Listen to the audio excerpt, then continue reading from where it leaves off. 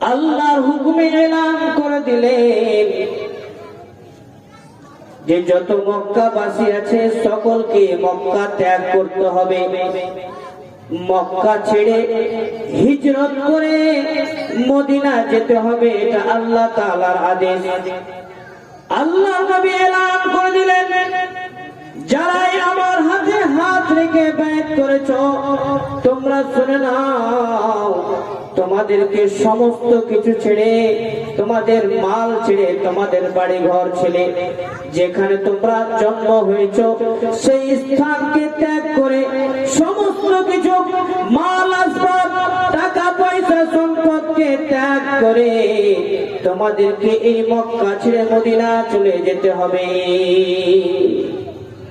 বলেন তো, বছরকে বছর একটা লোক এক জায়গাতে বসবাস